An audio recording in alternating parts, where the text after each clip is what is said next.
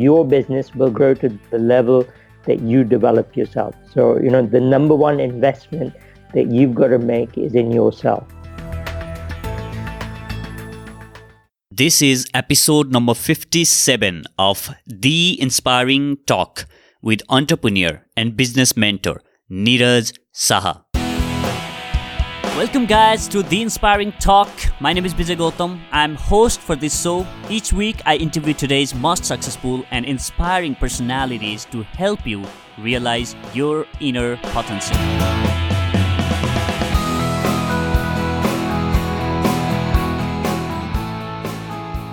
Welcome guys to yet another episode of the Inspiring Talk podcast with my guest for the day, Neeraj Shah. Neeraj has been an entrepreneur for more than 2 decades now. He is also a mentor, speaker, writer, and angel investor. He is former director for Business Network International India. He started BNI in India in 2004 and grew it from scratch to 10,000 members across 21 cities in India. He is also the founder of Titan Masterminds, an online entrepreneurship development company. On this episode, you will learn how you can leverage the power of network to grow your business, mistakes first-time entrepreneurs make and how you can avoid them, how you can become more productive, and also Neeraj has been vulnerable and shared about a personal tragedy that has changed the trajectory of his life. Guys, this episode is so powerful and has got a lot of insights. Make sure that you share this with your friends by taking a screenshot right now and posting it as your Instagram story. They will highly appreciate it. Now, without further ado, let me welcome the one and only Neeraj Shah.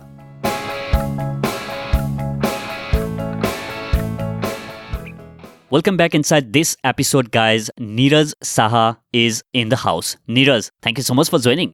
Hey, BJ. Lovely to be here with you. Thanks so much for having me on. Absolutely. It's an honor to have you on the show. Thank you. Yeah. So, Neeraj, have you always wanted to become an entrepreneur in your life?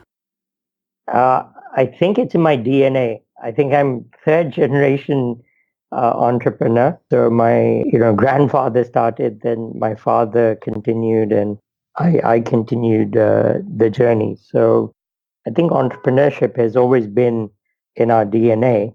Mm-hmm. So certainly, and being Gujarati, so that it just comes naturally. That's our state's DNA. Yes. So Yeah. so that I guess I never really thought about working elsewhere. Maybe just to learn the ropes a little bit, but not as a long-term strategy. Mm-hmm. It's always to be in business. And you are a third generation entrepreneur in your family, and you have a history of being entrepreneurs in your own family. So could you please share a bit about your family background and your origin story? Sure. So my grandfather left Gujarat in the early 1900s, and there was we were farmers, and there was a terrible drought. So they really had to look, outside. And at that time, I think there were new opportunities happening in Africa, particularly in Kenya, and the British were setting up a railroad that was going in from Mombasa right into where Lake Victoria, the source of the Nile is. And so this was an opportunity for my grandfather to actually get some work. And that's how he ended up in Africa. He kind of left to escape the drought and, really be able to earn some money to be able to take care of his family. So that's how kind of initially things got started. And then as the railroad progressed, they went past a small town called Sagana, which is in the interiors really of Kenya, and there was a British garrison that was there, and my grandfather then set up a small general wholesale shop. That's where he lived, and it's quite inspiring. He learned how to speak in English. He became really good friends with many of the British officers there, and they used to call him Sir William Okay. because he Yeah. was impeccable in his English, and he'd be dressed in his three-piece suit, and he did well. I mean, he really focused. He worked hard. He understood the opportunity that was there, and he was able to grow that business, and starting from very humble uh, Mm-hmm. background, because literally initially he wasn't being paid anything. He was just being paid a meal, because initially he worked at a shop. They couldn't afford to pay any money, but they said, look, we'll give you two meals in a day. For someone to have started from that level, not know any English, then go on to become fluent in English, to be able to speak, to be able to read it, to be able to start his own business, quite inspiring. And then he did well, and he started then calling his brothers, older brothers, younger brothers, his father, his wife, and then the family kind of business then began to really grow. And we really got into the commodities business. So we started dealing in things like mung, dal, things like that, rice, sugar, oil. And then we set up a number of different general trading stores in other parts of various small towns. And then eventually we came into Nairobi, which was the capital. And by that time, the business had been quite successful. In fact, so successful that we ended up buying, if you know the Mehta family, the famous Mehta family in Mumbai, they actually were in Africa for some time. We ended up even buying their house, which was quite something. At that it had its own orchard and badminton court and an eight-bedroom house. So in the I don't know early 40s, my grandfather was able to do that. I mean, he's quite a remarkable man.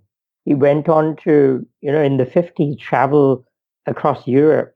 I mean, he bought a Mercedes and traveled all around Europe. Uh, Mm-hmm. so I think he was a real pioneer. He was able to take risk. He was astute, and he did a lot of things that maybe his compatriots wouldn't have dared to do. I mean, Yeah. he really was forward looking in that way. So, I certainly feel that kind of rubbed off Hmm. on me. And it's interesting that typically all of us, in terms of the family, have made fortunes when we have left the country that we started in. So kind of my grandfather left India to make his fortune in Kenya. Then Mm-hmm. my father left um, Kenya to move to the UK, and then the whole my my sister, my mum, and us, we all lived in the UK for some time, and kind of he expanded the business globally and Mm-hmm. really started to export into North America, Europe, Middle East. And at that time, in the early 80s, it made sense to be in the UK, because that was the kind of trading hub. And then, I kind of completed uh, the triangle, and I moved here to India. Mm-hmm. So where are you planning to send your son? No idea, no clue, but that will be an interesting journey to see what will happen next there. I wouldn't be surprised if he ends up going somewhere else and making it big there. Yeah. Neeraj, it seems very interesting for me to listen the story about your grandfather, how your grandfather really set up the layout for your entrepreneurship and your dad took on that and you took that on. So what is the most important entrepreneur's trait that you have acquired from your grandfather or your dad that you live by today? So I think two things. One from each, I would say. Okay. I think the family's always had some sort of pioneering spirit. So we've always ended up doing something new. And it's when we've done something new that we've ended up kind of making our fortune in inverted commas, you know. So, my grandfather, from farming, to go into trading. And then, my dad actually not only exports of commodities, but he also set up a plastics factory, Mm-hmm. something which we had no idea about, no experience in, and yet, he was able to set that up, and he set my uncle up, and that went on to become a very big concern. At one point in time, unfortunately, we were processing close to almost 400 tons a month of plastics packaging. Mm-hmm. Not very environmentally friendly, unfortunately, but I Yeah. guess we didn't know any better at that time. You know, and then it's interesting that, I came here to start something completely different again, which is BNI, a business network. Yeah. So I think that was one part, to be pioneering, to be able to see opportunity, to be able to see, okay, that here is an opportunity where let's make the trend our friend. We see this growing. We see this in the future, growing. Mm-hmm. So I think that's a trait that, all successful entrepreneurs have. They're able to spot a particular trend, Yeah. and they're able to take that risk. They're able to believe in it, and take the necessary action. But it's almost like they pick some product or service or whatever it is, but that seems to be on an upward spiral. So that, as kind of the tide rises, your ship rises with Mm-hmm. it. So I think that's one part. I think the second part is having a genuine interest in people, really connecting with people, because I think, initially people buy people. It was interesting. When I moved here, I knew one person. And imagine, I was looking to set up a network, and yet I only knew one person when I moved here, which was someone who'd supplied a packaging machine to one of our, rice mills. Okay. But, to take genuine interest in people and to actually just try and help, I think there needs to be a genuine interest and a generosity. Not everything has to be transactional. And I think it's surprising to know what happens next. I think when you take that genuine interest and you have that generosity, I think you become extremely attractive. And then I think people see that you're genuine, and people are then willing to help in whatever way that they can. And look, if you help someone, it's not always the case that they are going to be able to help you back. But that shouldn't stop you from helping Yeah. someone. Yeah.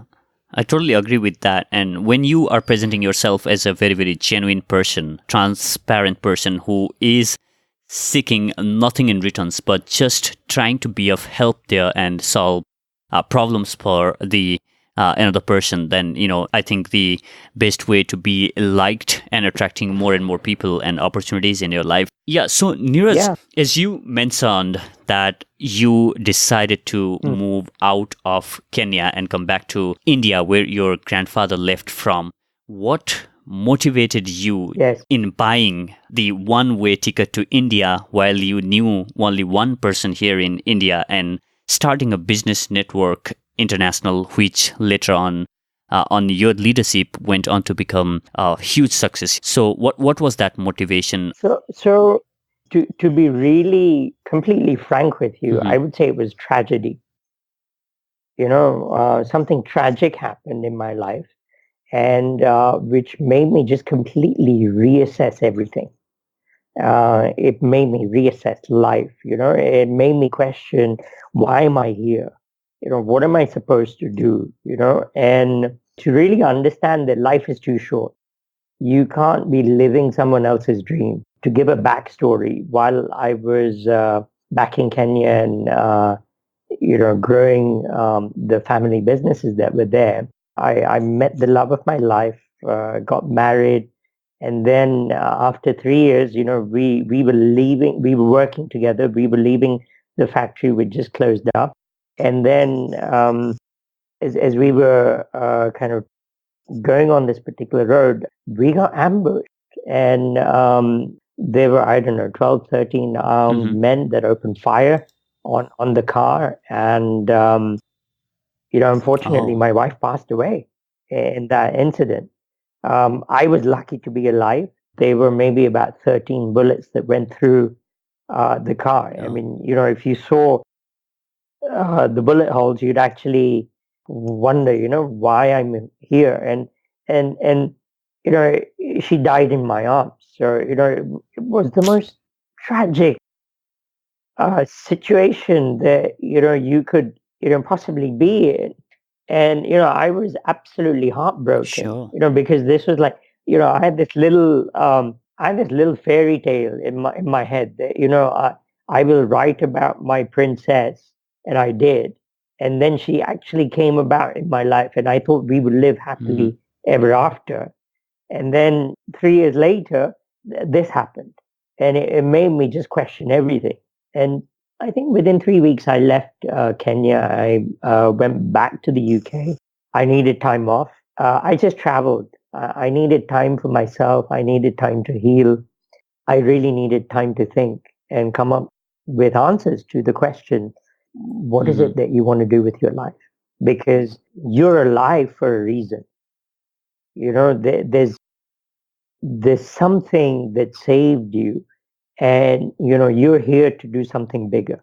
You're not currently showing it. And what had happened was, when my wife's funeral, maybe a couple of thousand people would have come between the funeral and the prayer meeting. And it just amazed me that it wasn't someone famous, but so many people had come, to pay their respects. And I think it was because she was someone who really had ended up helping people. I mean, she'd ended up helping so many people in so many different ways that we didn't even know about until this particular incident happened. And then people really came to honor her, Mm-hmm. to honor her memory. Although she was no more, but her memory was more alive than ever before. Like, so many people were remembering her. There's a wonderful guy called Jason Silva, and he talks about, there are three kinds of deaths people go through. And he said the one death is that, like, people Mm-hmm. forget you. And when, like, you kind of, like, you die, then if your memory dies, then you're Mm-hmm. really dead. Mm. you know so here was someone who had transcended and gone on to another plane, and yet her memory kind of Yeah, lived on. And so she had left a legacy which was incredible. And somehow, in my mind, I said, one day, I'm going to help as many people as her. And what an incredible way it would be to honor her, absolutely. to honor her memory, Yeah. And what happened was, when I had an incredible moment, and I remember it.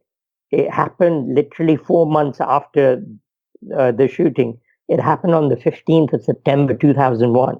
I was in Hawaii, and I was standing on a 40-foot pole, which was like a telegraph pole. And I climbed on top of it. And I was at a Tony Robbins course, Life Mastery, and there was a trapeze which was suspended like about 8 feet Mm-hmm. away.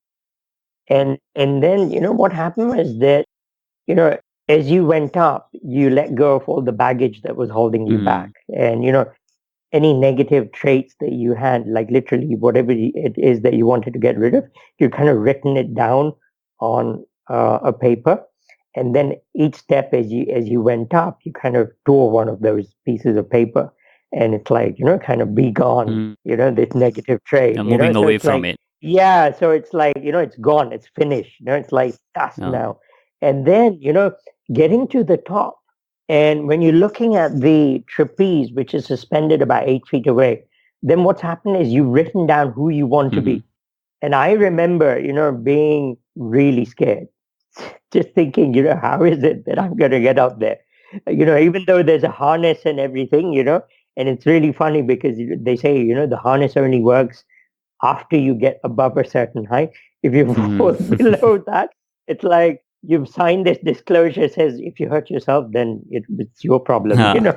nothing to do with that. So that was really funny. But so I was, there's that element of danger there, and I'm just thinking, how am I going to get up there? And then suddenly something just came into my mind, and it just gave me complete courage. And it was like as if she was waiting for me up Hmm. there, and she was just encouraging me that you've got to get up here, because it's now time to move on. It's time to now catch your new identity. And I really started thinking that, what were all the things that I loved about her? And I wrote down all of those things. And, then I thought to myself, why is it that I love those things? Well, these are the things that I also aspire to. These are the things that inspire me. That's what I love about her. So I thought, if I could go up there, she's waiting up there for me, and then somehow I make those traits that I love about her part of my new identity, then, it's like the best of her is living through me. And what an incredible way to honor her, but not only honor her, to live here in the present and to create a new future, a brand new future. And literally, when I jumped and caught that trapeze, I kid you not, I really caught my new identity. Wow. There was just an incredible shift. Hmm. Like, I just felt it in every way possible. I felt it physically, emotionally, spiritually, mentally, like everything just changed in that instant. And it was one of the most powerful experiences I've ever been through. When I came down and they kind of lowered me in the harness, and then, I was surrounded by my team, and, they were shouting, "Who are you going to be? Who are you going to be?" And I was screaming who I was going to be. And then it's like, my team leader said, "What are you going to do?" And I just blurted out, "I'm going to go out there and I'm going to help so many people." And, I had no clue how I was going to do it. Yeah. But, it was just so clear in my mind that, this was the path that I was put here for. And when I came across BNI, I just felt that, it was just the right vehicle that I needed to go out there and inspire a group of people that, I really had an affinity for, which was other entrepreneurs. I know how tough it is to be an entrepreneur. I've been through those various cycles, when things are going well, when things are not going well, all the things you thought were going to work don't work, and bomb completely. And I just saw this as an incredible opportunity to bring to India something that I think could really make a massive difference. Hmm. To build a tribe, to build a community where, that's driven by a sense of generosity and of, helping. Because, like, just think about Hmm. it. If the person who gave my grandfather a job initially said, "Look, I can't pay you, but, this is how I can pay you, but I'm willing to give you that chance." Hmm. As a result of that, entire, Yeah. two or three Generation generations changed. Absolutely. changed. So we don't know how we're going to end up impacting. Um, and here I found that, we could do this. And, even if it meant that I would do it one person at a time, I said, if I could just inspire people with this vision that, we want to have 1 lakh people like this, across India, really helping each other. And, BNI has this tagline, which is like, give is gain, it's about helping others. So it really resonated. And, I felt I was made for the BNI opportunity. And, BNI was made for me and I was made for it. And, here was, the world's largest country, with the largest group of, entrepreneurs and, to be entrepreneurs and would be entrepreneurs, then this was the place I had to move. Yeah. And this was a great way to give back to my homeland. Yeah, absolutely. So thank you so much for being vulnerable and sharing your personal story. And I'm sure a lot of people listening to this right now who might be going through similar kind of challenges in their own life get something out of this and learn something. And what a beautiful way it is to turn the grief that you have went into and the devastating situation that you have went in your life and turning into a blessing and paying tribute to the person whom you love the most. I absolutely loved the way you have transformed your life and how it has helped you find your own true calling and turning that to gift something much bigger to the world in much better way and beautiful way. Thank you so much for that once again. Thank you, Abhishek, for summarizing it in such a wonderful way. I think, two things I just want to say for anyone who's kind of struggling with any major Yeah, difficulty, in their life. I don't know.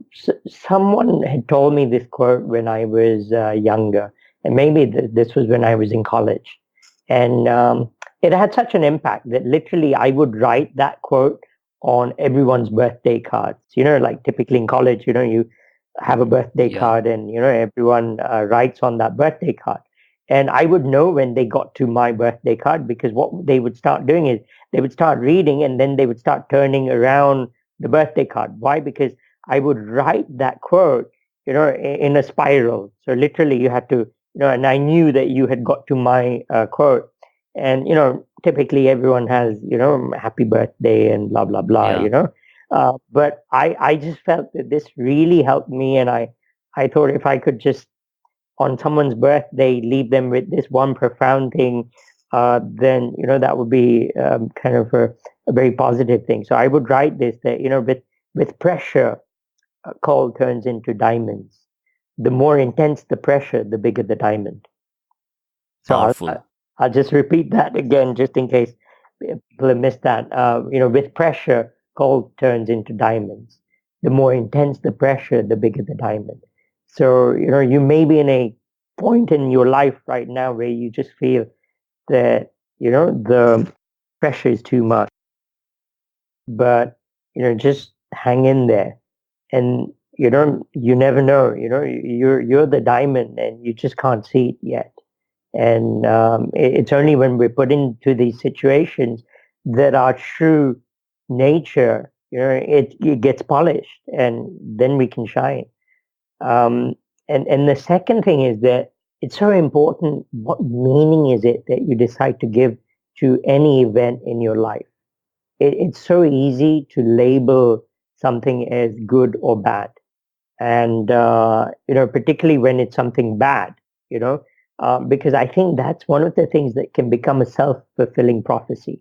If we get so captivated by that negative thing, we can literally bring that negative thing into reality. It's the law of attraction working in a negative way. So it's so important that anytime you're in that position, to really say, is this all it can mean? Could it mean something else?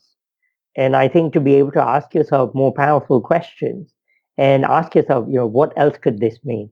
How could this help me? And, I ended up kind of going through this transformation, and I felt like I came out of it like the phoenix. And, because of that, I was then able to go out there and touch so many more people's lives. And it wouldn't have happened had it not been for that tragic event. After the darkness, it's for a fact that there's gonna be the light or the another beautiful day is awaiting you on the other side of the darkness. And the only Mm, thing that we have to keep reminding ourselves is this darkness has to pass. And mm, what is the lesson that the universe is trying to give to me, and what mm, what lesson that I'm gonna learn from this, and what is going to be the next step, and how I'm going to move forward, rather than thinking of why it is happening to me, why only me. So Mm. yeah, it absolutely makes sense. So let's a bit switch gears Mm-hmm. to the work that you are doing currently. You work Yes. with a lot of smaller businesses, Yes. and you have helped a lot of them to grow their small scale business. And also, one of the important things that you have done and you are expert at is leveraging the network in growing business. So how can the smaller businesses leverage the network, or where do they even start in the networking? And Mm. how can they leverage the power of network in growing their business? So I think what we've got to do is we've got to look at it in three different areas. Network is important, but I think don't just think of typically how people think of a network, because technology now has changed what it means to have a network. First of all, I mean, the work, especially in the last 2 years, because having dealt with 10,000 plus business owners when I built BNI India, I quickly understood, what made people successful, what made business owners not successful. And I really paid attention to those of them that were able to kind of get to 8-figure revenues, because this is what I wanted to help other BNI members do, which is to help them reach an 8-figure revenue in a year. So, how could we help them at least generate 1 crore? But then I found that actually it wasn't just networking that they were struggling with. They were just struggling with so many key fundamentals. And I think you've got to come at business like you're entering the Olympics. Now, I've had two cousins who've swam for Kenya in the Olympics. And I saw these, kind of small, skinny Hmm. Indian kids, really become like incredible, because of the training regimes that they took on and the diet they went on and the training programs and the mental training and all of those particular things. And I think you've got to approach business in that same way. That you've got to be in peak state, in every way. You've got to be in peak physical state, mental state, emotional state. And if you approach business like that, then what happens is that there's your full potential coming into any business. Your likelihood of succeeding is going to be much, much, much higher. Imagine you entered the Olympics and you didn't train. Hmm. If you didn't visualize yourself, winning the gold, Hmm. it's not going to happen. Because your competitor, if they're training, twice as hard, they're doing this visualization, they're eating the right diet, they're getting enough sleep, all of that. Okay, well, that is going to give them an incredible edge. And that's even before kind of you've started the business. So I think that's the foundation that people have really got to build upon. Because I start with the basic building blocks, which is let's look at your physical energy. Because Hmm. look, if you don't have energy, I don't Hmm. care how big your idea is, you're not going to be able to get that idea out there. Hmm. And I think you've got to have energy, mental energy, physical energy, emotional energy, and even spirit energy. And by that, I mean, you've got to be able to get into the flow state where you're able to do incredible work, where, passion and proficiency is at its highest and you do world class work. And Hmm. you're able to maximize energy in that particular way. Well, think of productivity. What is productivity? It's energy times time. Hmm. Energy times time is actually productivity. If you look at it, time is fixed for anyone and everyone. Hmm. Each and every one of us have 24/7. True. Even if you're Mukesh Ambani, you can't let loose a billion and get an extra hour. Yeah. True. So then the only other thing that we have is energy. And if you're able to learn how to expand energy, at all these levels. And then in the same amount of time, your productivity goes through the roof. And if you're able to focus that energy, then the results are absolutely dramatic. And that's what will bring me to the second step, which is, you've really got to have a strong marketing machine, and you've got to build a marketing machine. And initially when I came to get BNI started, that was like a referral marketing. And typically, you've got to remember, we started in 2004. It Yeah, was the nascent stage of the internet connections were horrible. I remember, I know, trying to connect on Tata, and just true. taking an email, sending an email or receiving an email would take half a day. So it was a completely different ball game compared to where we are now. I mean, just look at it today.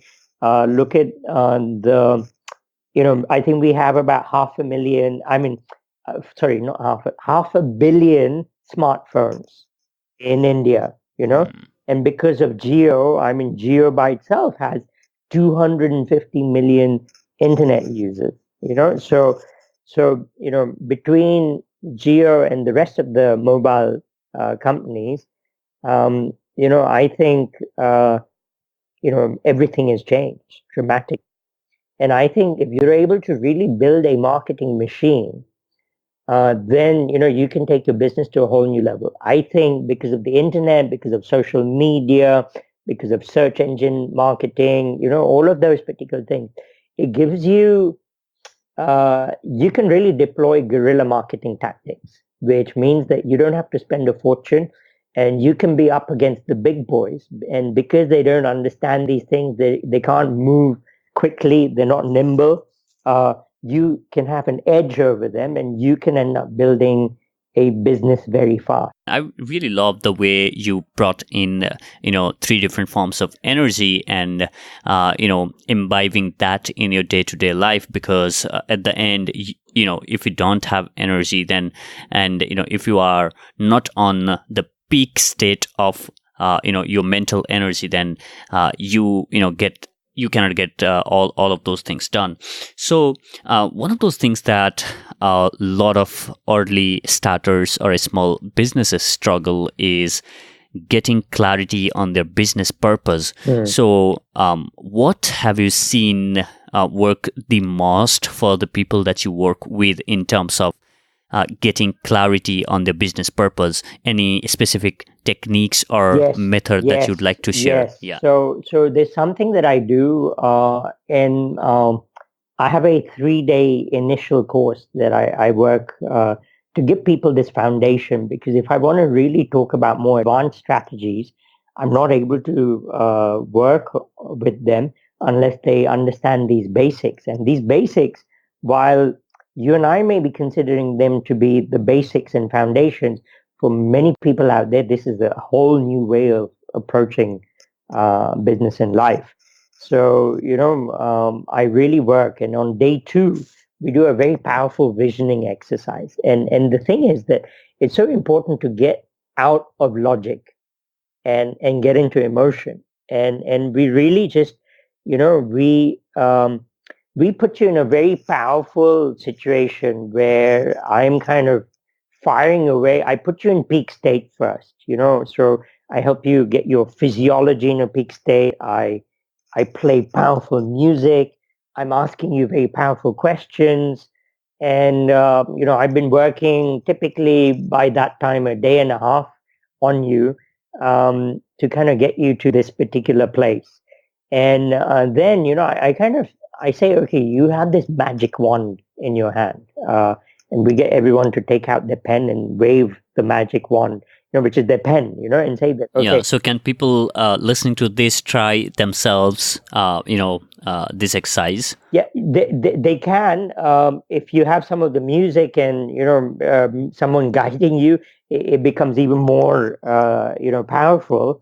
Uh, because then I kind of say, okay, we're gonna write the future, and we're gonna write the future as if it's already happened, and we're gonna write the future as if we cannot fail. So that's the kind of mindset that people are in. And then I kind of start this powerful music and I start asking these powerful questions. And then they have to write. And what happens is that I get them to write really fast, because I'm asking these questions really fast. And then what happens is there's a point in time where what happens is that your logical mind just shuts down and your spirit, just it goes into flow. And literally you can't stop writing. It's like, something else is moving the pen. For some people, this is like the most, people are literally in tears. They can't stop crying. And half the room are just in absolute ecstasy, like when we finish with this, because it's like they've never given themselves permission to think this Hmm. big. They've never allowed their brilliance to shine, and then suddenly they kind of read this, and then we do a very powerful closed eye process where I guide them through what they've written, and we get them to really bring that to life. We kind of I use these NLP techniques, and we're able to really kind of make it a vivid movie, like as if it's happened. And then we kind of lock that in, and then what happens is it becomes an emotion, it becomes a real inspiration. And I think that true innovation creativity is in the right brain, it's not in the left. Hmm. Yeah, And absolutely. you've got to deploy whole brain thinking if you want to be successful. And I think so this is how we really help people get clear. And then um, people will often say that we had kind of forgotten about this, or we hadn't ever told anyone about this, and now finally it's on paper. And I think this is more exciting. Or they will reconnect. It's like, this is why I had initially started my business, but then I got so busy, and then I got distracted, and then I completely ended up doing something else. Something Yeah, I else. kind of Hmm. forgot this was the real reason. And then they Yeah. reconnect with that purpose, the business takes on a whole new meaning. The point of attraction that they're now at, it just goes to a whole new level. They're able to attract the right clients. They're able to attract the right team members. The wrong team members leave. The wrong suppliers leave. The right suppliers appear, and Yeah. suddenly everything changes. If you change, everything changes. And everything is energy. So if we're able to shift you at all these energy levels, and then imprint the energy with this new inspiring vision, then wow, you're going to be unstoppable. Yeah. And one of those things is, especially for the small businesses or somebody who has never been in business earlier, who is just starting out with their new business, there are very high chances that they will make a lot of mistakes. So, working with these many people, what have you found the some of the most common mistakes the small business owners or the people who are just starting out in a business makes the most? Uh, I will say that both new entrepreneurs starting out and seasoned entrepreneurs make this mistake. I would say the number one mistake that they make is that they're not clear about who is it that they want to serve. Um, because if they get super clear about, everyone um, has this ideal client, the one that they wish they had The avatar. yeah, the 100 more of, I think it's so important that you get clear about who is it that you're serving, and not worry too much initially about the product or service. In the sense, don't fall in love with the avatar, the ideal client avatar, Hmm. the ideal client, and create products or services that will serve them. Really understand what their pains, frustrations are, what their goals and aspirations are. And then what happens is build a business model around that. If you do that, then there's just no stopping you. You will be successful from day one, pretty much. you have had access to amazing mentors Hmm. in your own life, Yes. such as Robin Sharma, and you yourself are a mentor to a lot of Hmm. entrepreneurs. So, what role has mentors played in shaping your life, and what would you suggest to business owners or entrepreneurs Yeah. to look at in a person before they consider him or her as their mentor? I would say that I'm here because of my mentors. Um, I'm standing on shoulders of giants. Uh, my first mentor was Tony Robbins, and I kind of stuck with Tony Robbins, for a good, I don't know, 12, 15 years. Uh, because I just felt that, he had a handle on things uh, from all different angles, Hmm. right from health and, to business. And, he had this way of identifying who were some of the people who were at the cutting edge and introducing them to his followers or his mentees. So everything that I've been able to do, I've been able to shortcut the time it's taken me because of my mentors. See, the definition of a mentor is different from the difference between a mentor and a coach. People use those terms quite interchangeably, but they're two very different things. A mentor is someone who's already achieved the result that you want and therefore is able to give you much finer, deeper distinctions. So, take for example, if Mahendra Singh Dhoni decided to, coach the Indian cricket team. He would be more than a coach. He'd be a mentor, because why? Because he's won so many World Cups. Yeah, Won so many series. Won so many of the different formats, T20, this, that. He's been in those situations where you were in the last over, on the last ball, like, in one case, we were batting, and on the other case, we were bowling, and then, yeah, how did you decide what to do and under such intense pressure? Now, true. that's a different level of distinction that you're able to get from rather than someone who's a coach who's sitting on the sidelines who's not been in that situation. So I think that's a big distinction, you know.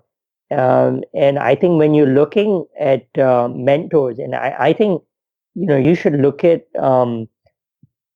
mentors in terms of, you should have mentors for many different sorts of things, right from health. I have dietitians, I have exercise mentors, I have marketing mentors, I have visioning mentors, I have energy mentors. So I think you've got to identify and always be upgrading your life. Always be looking.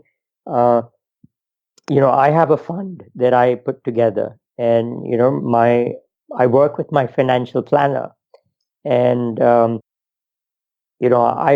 would say in the last 15 years I would have spent nothing less than 1.65 crores with my mentors. So I'm where I am. I'm able to get the kind of results I'm able to get because I've always looked for people who are the best. And I've identified that, okay, what do I, where's my business at right now? Or, whichever area that I want to focus on. And then, who do I really admire out there? And who would I want to be like, and then actually just go directly to those people and learn from them. Initially I couldn't afford you know to pay such high costs, so whatever I could afford, I like if I could afford the book, then I went for the book. Then from books I graduated to tapes, from tapes I graduated to one day seminars, from one day seminars I graduated to 3 day to 10 day, to like, I spent, 2 weeks. I spent 4 weeks with a guy who's a specialist in energy and how the mind works. Um, and I spent 50,000 pounds with him. Hmm. Pretty much to almost have a one-to-one. I mean, there were only seven of us. Yeah. Um, and people will say, that's nuts. I'm like, hang on, I know whenever I'm spending any amount of money that, minimum that I'm going to get is 10x, if not 100x. Absolutely agreed. So, I think you're crazy if you don't have a mentor. If you want to expand in any area of your life, just pick one, wherever you're hurting the most, pick that and say, okay, I'm going to, turn this around, and find someone who, you admire, that you look up to, who's walking the talk, who's getting results for people like yourselves, who's willing to share, and go and learn from them. I love to bring this topic about mentors again and again in this podcast. And the reason that I do is I can't stress enough in making people understand the power of having a mentor. Everything is available there on internet, right? Today you can learn everything on internet. There is nothing that's not available on internet, but the information that you are going to get on internet is not something structured. That's not something that's going to get you from A to B quicker. So you could be spending decades learning about the same thing, which having a mentor, somebody, as you mentioned, who has already done and accomplished in their life, can take you in a month or maybe two, right? So that's where the price come into play, and it's, as you mentioned, it's totally worth the price. And you would be making much more if even if we talk in terms of business, Yeah. or on the returns of investments, Tom. Else, and you will be transforming your life having those kind of mentors on different areas of your life. So Yeah, I would just underline that, typically, particularly for business owners, entrepreneurs, their business is going to grow to the level that they grow themselves. The biggest hurdle, the biggest obstacle in their business is themselves. I love that. And your business is going to grow to the level you grow yourself. So if you haven't done any education since you left school or college, oh my God. And I doubt, anyone listening to this kind of podcast, are not going to be the kind of, people that have stopped learning, but, I just can't stress this enough, that, your business will grow to the level that you develop yourself. So, the number one investment that you've got to make is in yourself. Remember, guys, Neeraj has already said that 3 times. Your business is gonna grow only to the level that you grow. Such a powerful quote. So, Neeraj, what is the number one or maybe the best piece of entrepreneurial advice that you have ever received? Okay, so I will say that it depended on the stage that I was at. And, every entrepreneur goes through a certain growth journey. So, initially you kind of at a startup phase, then, the business is beginning to get traction, which is the growth phase. Then the next phase is when you begin to professionalize, where you begin to actually grow a team, and you begin to have a business which is able to run without you. So, there are many different levels that they are in business. And I think, depending on where you are currently, I think there's different, parts of advice that are there. So, initially when you're at the startup phase, I think you've got to get the MVP. You've got to focus on the MVP, which is the minimum viable product. You've got to get the product to market fit right. You've got to identify, okay, who is it that I want to serve? What is the problem that they have? And how is this product or service going to solve that problem? in the most elegant and effective way. I think if you have that, then initially you're able to get that business going, and you'll be able to even grow by word of mouth. Okay. Then the next part is, now you have that clarity, that yeah, there is good market fit. So now you want to scale up, and I think in that growth stage, you've got to focus on building a marketing machine. So how is it that you're able to get a lead generation system created so that you're able to get the right quality of prospects coming to you that are the ideal type, um, and then I think in stage three, that's when you begin to actually look to go more into management mode. So now from marketing led business, you going more into management. So you're beginning to build a team and build that second line of management. And then I think when you really grow for that exponential long term, that's when you're looking at being the visionary. You um, then are working in a completely different way. Your time scales and things like that are completely different. So, initially when you're at a startup, literally you're looking at the next week, you know, because it's like life or death, and then as you grow, then, you're looking at maybe a month to a quarter. And then from, as you go more into growth stage, you're looking more into the 1 year. And then, as you're stepping into the leader role, where you go from the manager to the leader, then I think you're looking into the 1 year to 18 months.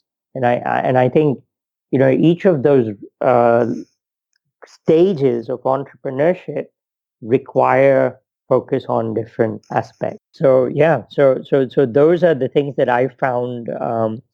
And depending on what stage I am in a particular business, then because now I have that experience, I'm able to then focus, and I then identify who are the people that are on the cutting edge at this moment in time, to help me move forward. And then, I seek mentorship from those people. So, if you have to pick, um, let's say, or maybe suggest to people uh, very quickly, or let's say you are in a situation where you have to, you know, give away some of the top productivity tips that have worked to you for Yes. business owners, then what would be some of those productivity tips on how can they be more Okay, so I'll give productive? you three key tips. Okay, and one is for the morning, one is for how you work during the day, and the last one is how you end your day. Okay, so let's start with the Yeah, sure. beginning, which is you've got to have a morning ritual, and it's so important that the four levels of energy that we talked about: physical energy, mental energy, emotional energy, and spirit energy. That you have a morning True. ritual which encompasses all those four. Okay. So then what happens is you start out in peak state, peak physical state. Mentally, you've done some visualization.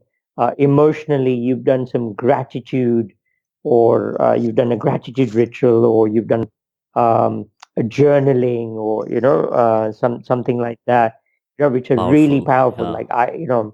Like meditation, prayer, incantations, which are incantations are like declarations or affirmations, but said in a rhythm repeatedly. Uh, so, if you exercise with incantations, it takes your whole exercise level to a whole new level. So, hydrating, having something like, say, a bulletproof coffee with brain octane oil, or like a protein shake or a green smoothie, which will energize you, which will cleanse you but energize you. All of those sorts of things, I do in the morning. I make learning a key part of my morning. So I'm always looking to learn something or reflect. So much of my learning has come from just insights I've got myself. I think the best compass is the inner compass. And I don't think Mm-hmm. we give ourselves enough time. I don't think we quiet our minds enough. We're too distracted. And if we can just quiet our mind with, maybe 15 minutes of meditation, and then, just let insights flow, and, you know, take note of what excites you. Why does something kind of pop up in your mind? And, be curious about that. Then I think what happens is you are tapping into intuition. And I think some of the best business people in the world uh, are doing this, but many of them are doing this kind of without knowing how they're doing it. So it's almost like I kind of put myself in those states where um, I'm kind of able to tap into this, I don't know, this psychic energy, this intuition. I'm able to, like, take for example, like today, I knew we were going to have a conversation. So I visualized it, and I Yeah. visualized the whole thing going beautifully. Like, you and Mm-hmm. I just getting on superbly well, of you and I Yeah. just like the energy was just, you know, bouncing off each other. And, so Yeah. I kind of saw this, it was a reality, like, and I kind of gave thanks to it as if it had already happened. And now I'm giving thanks right now, Mm-hmm. because I'm doing active Mm-hmm. gratitude. There's a difference between passive gratitude and Yeah. active gratitude, and Yeah. active gratitude is much more powerful. So when you catch the good things happening when they're happening, and you give thanks, then you will Mm-hmm. attract even more. And the speed at which you will be able to do so is going to be really amazing. So Yeah. that's one thing. So that's like I have this like morning ritual, and for different days I have different things. And sometimes I have, typically I have what I would call my hour of power, but sometimes, like I don't have an Mm-hmm. hour. So I have 15 minutes of fulfillment. Kind of, I do shortened versions of, Mm-hmm. yeah, Shorter version of our hour of power. I love that yeah, term, hour of power. So yeah. how? So Okay. then, like, I will, the hour of power is typically split up into like 20 minutes of journaling, stroke learning, meditation. Then, there's 20 minutes of learning, and there's 20 minutes of exercise of some sort. So Mm. typically that's, but, if I can't make it all, then I just do 5 minutes of each. And I have that Yeah. 4 minutes, 20 seconds of working out a particular way. I do gratitude, for 5 minutes. I do 5 minutes of learning. I'll listen to a short podcast or something like that, and I'm done. I still managed to do it, but I didn't manage to do my typical hour. Yeah, Whole but I'm thing, but you have still, done it. Yeah. you know, I still, yeah, I On the peak still have state. that. And then the second thing I would say is when you talk about your day, just look to focus on three main things that you want to achieve. If you just achieve those three things, and out of the three things, think of one thing which you think, okay, if this was the only thing I achieved today, what would make this a productive day? And typically, one of the things I teach is that, you've got to look at what are your income producing activities. And typically, as far as entrepreneurs go, typically I say there are only five. So, three are marketing related. One is about developing your team, and the other one is learning how to tell stories. So whether it be stories of success about how you've helped your clients, stories of how you've helped employees, stories of how you've helped stakeholders, and those are the five things. So if the first thing when you come into the office for 90 minutes, if you just focus on one income producing activity and give your full attention and focus to that, and even if the rest of the day you do firefighting, then you will be able to make massive progress in your business. Massive. And if every day you just focus on one different income producing activity, then you're able to move your business forward every week in dramatic fashion.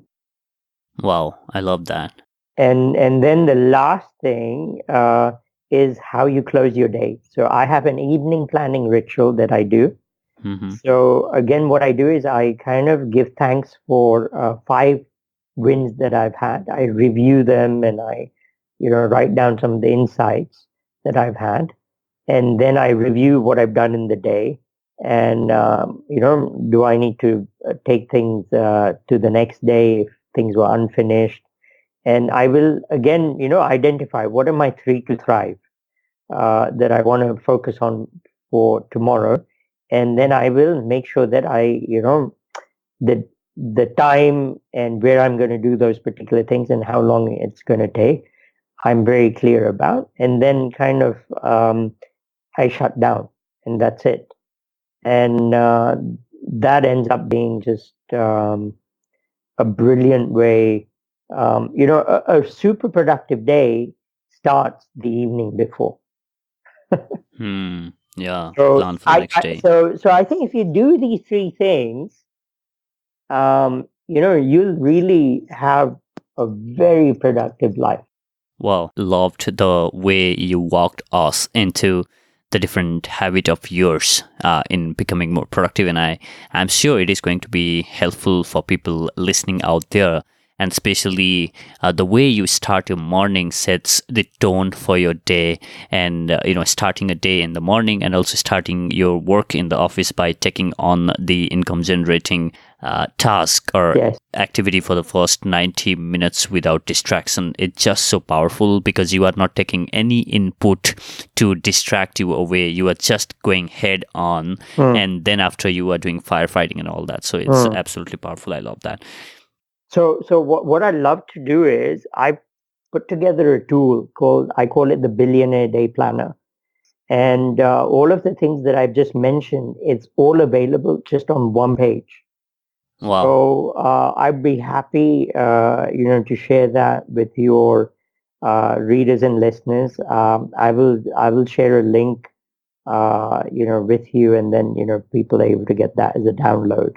Guys, I'll link that up on the show notes of this episode, or simply you can tap on the description of this episode and you will find that link. So make sure that you either check the description or go on the show notes page of this episode.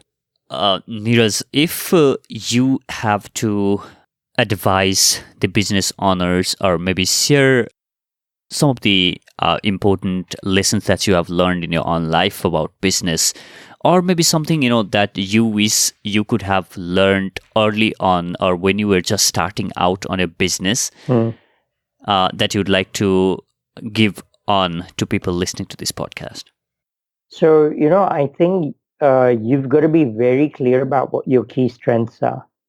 Every one of us has superpowers, and don't worry about your weaknesses. I often hear, people say, oh, these are my weaknesses, and, I want to learn how to get better. And I think there's a certain place that you can take that. But what I would say is that, look, there's probably some other strength that you have. Focus on that, make it a core competency of yours, and see how you can deploy that in serving the people that you've decided to serve. So whoever you've decided is your ideal client, how can you deploy your superpower to help them, to transform them, to help make their world better, to help them succeed in some way or the other? Then I think you've got a recipe for your lifelong success. And I think uh, do that thing that you're passionate about, that is meaningful for you, and in the process, enjoy the journey. And I think if you do that, I think you won in life, big time. So I kind of I wish I'd known that earlier, and that's the one thing that I would tell everyone. Amazing, Neeraj. Now it's time for the enlightening round. Neeraj, you inspire a lot of people through your mentorship and through the different talks that you give in the different conferences and events. Mm. What inspires you to do everything that you do? So I think I mentioned this earlier. It's really the legacy that my wife Sheetal left, and how I was able to transform that and take on those particular qualities to look to help others. And I just identified that entrepreneurship was my key strength. I'm a great teacher and a mentor, and that if I could go out there and help the business community, the small business community, particularly, then that would be exactly the sweet spot. Um, it'd be a win-win-win situation for everyone. So that's what really, I mean, she inspired me. Uh, and then I looked within, and I was able to find these superpowers that I had. I brought them to fruition. I found mentors to help me polish them up, and here we are, making the world a better place. So, which one daily habit do you believe has been game changer for you in your success journey? So I think what I shared with you in the 3 steps of the Billionaire Day Planner, Yeah, sure. I think that's an absolute game changer, not only for me, but anyone of my mentees who's applied it. They've just seen huge shift. Because if I can change your day-to-day life, then I can change the entire trajectory of your life. And if I can give you a tool which changes it, then if you think about it, your smartphone, in the last 3 years, most people have had a smartphone, and that one tool has ended up changing major habits of ours. So I think it's to find a tool like that, and I think for me, this has been the tool that has really helped, and I'm excited to share that with your listeners. Could you share a book or maybe two that you have recently been influenced by or maybe found very, very useful in business? I will say that there are two. One is a book and one is a course. Okay. So because I don't think they've written a book, but they have a course about it. So the book is Essentialism by Greg McKeown, uh, which is essentially, he says, do less and you'll be able to achieve more. The disciplined pursuit of less, Mm-hmm. as he calls it. And when I was putting together my philosophies and my course, I kind of put this course together. How do you become much more productive? Because the last couple of years that I was running BNI, We had a growth of like 300%. We added 7,500 members while I was working a 3-day work week. And then kind of I put everything together because people used to ask me, "How did you do it?" And then when I read Essentialism, he had beautifully, summarized everything. So, it's a brilliant book, and he's really um, influenced a lot of Silicon Valley leaders out there and entrepreneurs. So, essentialism. Okay. The Yeah. other, the course I would say is the Life Book course by John and Missy Butcher, because Oh, then wow. I have heard a you're lot able to about see that. life uh, across all the different compartments and categories, and they split up life into 12 key categories, and business is just one of them. And it's brilliant. Um, the first five are things that you can work by yourself, you don't need anyone else. The next three are relationship based. So, you look at your relationship with your spouse, then your immediate family, then your friends, then you look at your business, then you look at finances, and then you look at your overall life vision. And they essentially help, the course helps you put together what they call a life book, which is, what would be your vision for each and every part of these 12 categories. And it's just brilliant. I love it.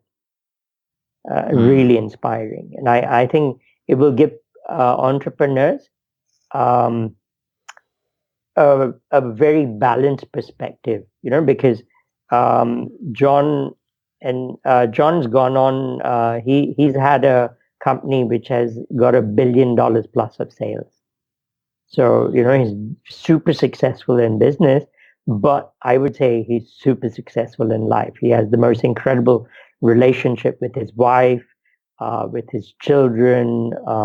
He's traveled the world, the kind of amazing art that he does, the kind of home that he's created, the kind of community he's created, the kind of things that they do.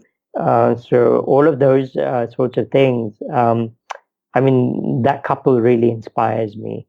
Um, and then lastly, I would say the Code of the Extraordinary Mind, a friend and mentor, Vishen Okay.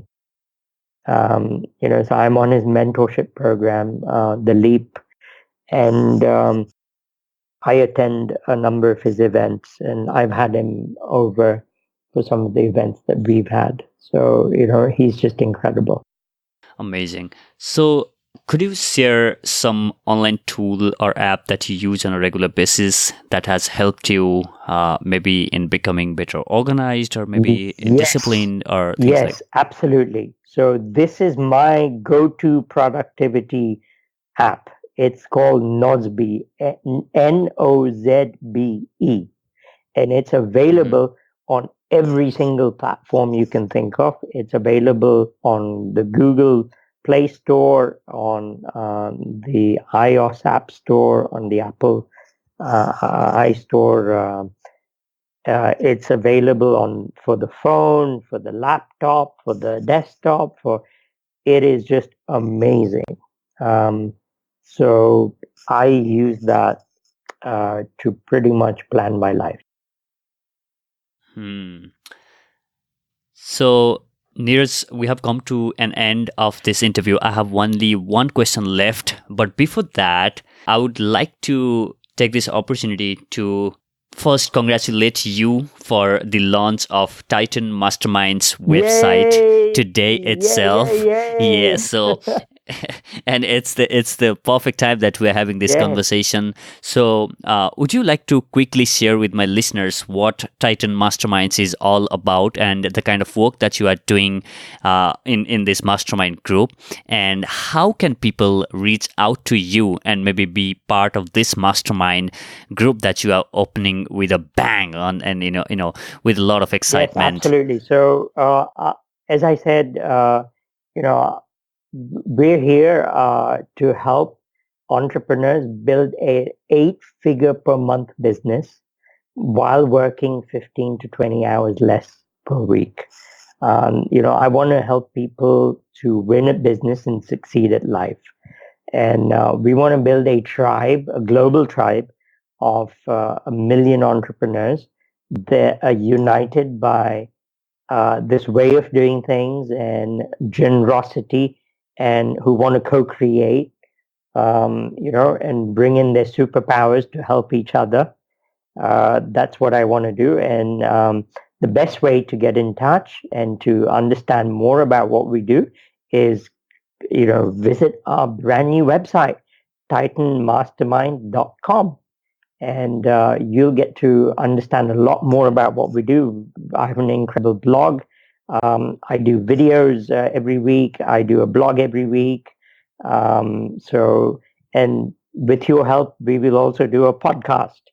Absolutely. I would love to get your podcast up and Yeah, running. because we have now so many success stories that I would want to interview across so many different industries of how people, got to their eight-figure, revenues, and so you'll be able to learn about that. So we also have a 3-day program called the Titan Profit Accelerator, which gives you the foundation of what you need to have. Some of the things that I've shared with today. And then I have the Titan Multiplier program, which is more I work in a group mentoring session over 12 months, where I help you build your marketing funnel, help you automate it, help you build an incredible sales process and sales system that is able to work without you, help you build your second line of management, and then really build an exponential organization which is able to have a 10x growth in 5 years. Um, so those are the kind of things that we do. You'll learn more. There's a brilliant growth assessment that we have on the website. So it's on the homepage, and it's free, and you'll get an idea of where your current business is and which areas you're doing well in and which areas you would probably need help.